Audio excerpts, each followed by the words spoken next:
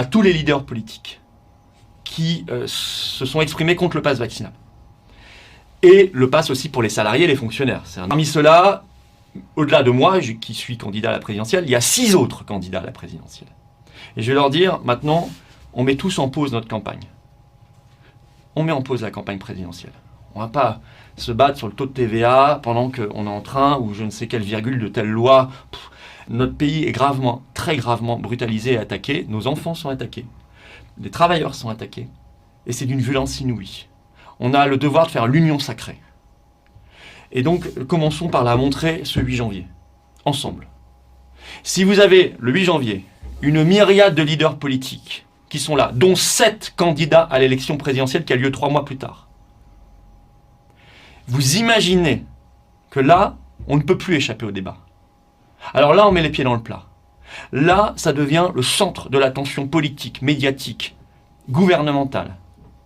Après, et là, on peut renverser le rapport de force. Après, c'est la définition même de l'union sacrée.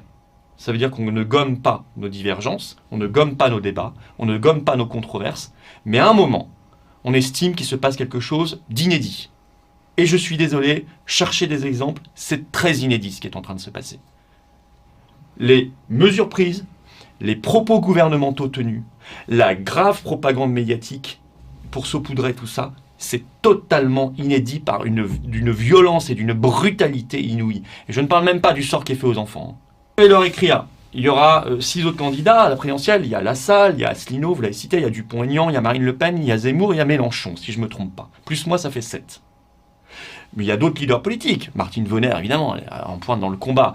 Le sénateur Houpert, il est en pointe dans le combat. François-Xavier Bellamy, je vais lui proposer. Jean-Frédéric Poisson, qui n'est plus candidat, qui s'est retiré, mais qui reste évidemment un leader politique qui est dans le combat, qui a son mouvement politique.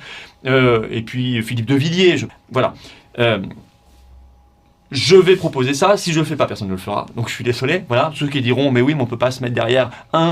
Mais vous ne vous mettez pas derrière. Ne vous mettez pas derrière.